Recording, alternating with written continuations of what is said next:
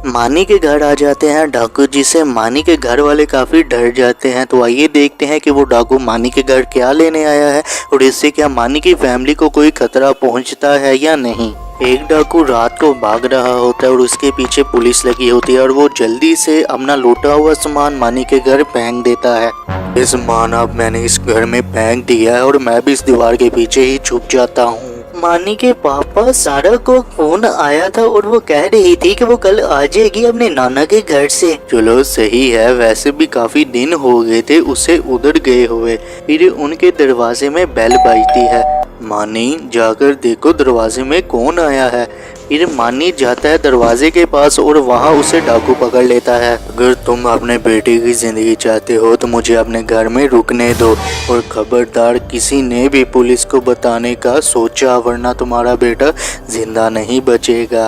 नहीं नहीं, हम पुलिस को नहीं बताएंगे, तुम हमारे बेटे को कुछ मत करना। तो इस तरह से डाकू मानी के घर आ जाता है और वो मानी को पकड़ लेता है, जिससे मानी की पूरी फैमिली काफी डर जाती है। तो आइए देखते हैं कि क्या मानी के घर वाले पुलिस को बताते हैं या नहीं और वो किस तरह से इस मुसीबत से बाहर निकलते हैं। मानी के पापा, इसने तो मानी को ही पकड़ लिया है और मैं इनके नाना को भी फोन कर देती हूँ कि वो सारा को अभी ना भेजे। हाँ कर दो और कहो जब तक हम ना कहे वो तब तक ना भेजे और उन्हें पूरी बात ना बताना, वरना वो टेंशन में आ जाएंगे। फिर मानी की माँ इनके नाना को फोन करती है और उन्हें सारा को गांव ना भेजने का कहती है।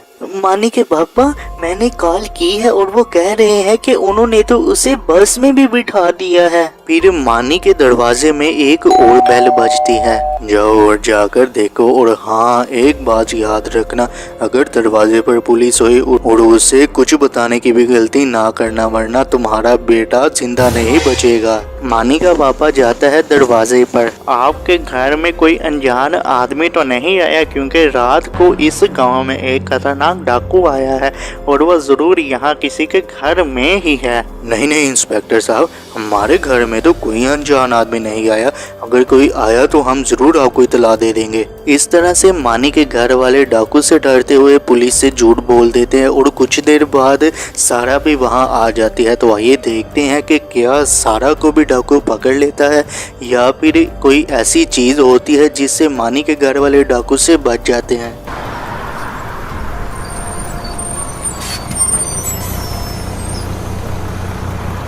ये कौन आदमी हमारे घर में खड़ा हुआ है और इसके हाथ में तो एक चूड़ी भी है और इसने मानी को भी पकड़ा हुआ है। मुझे तो ये जरूर कोई चोर लग रहा है, मैं अभी पुलिस को बुला कर आती हूँ। फिर सारा जाती है पुलिस के पास।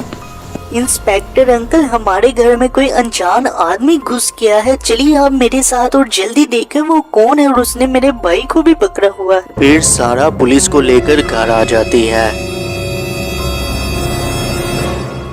अच्छा, तो तू इस घर में छुपा हुआ था, तुझे तो मैं अभी बताता हूँ। शुक्र है इंस्पेक्टर साहब आप आ गए, वरना हम तो बहुत डर गए थे। आप फिक्र ना करें, अब ये मेरे अंडर में है, अब ये किसी को परेशान नहीं कर सकेगा। फिर पुलिस वाला उस चोर को उसका लूटा हुआ माल अपने साथ ही ले जाता है, जिसके बाद मानी के घर वाले काफी ज्यादा खुश हो जाते हैं कि सारा की वजह से मानी भी बच गया।